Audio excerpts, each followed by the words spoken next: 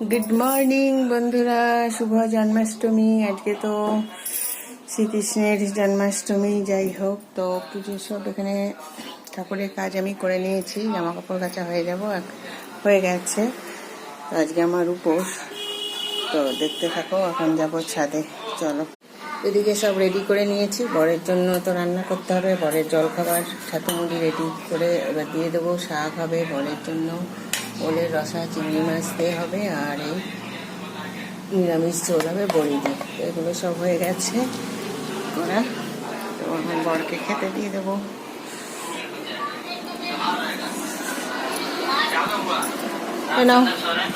চলে এলাম ছাদে, তুলসী মন্দির ধোয়া হয়ে গেছে।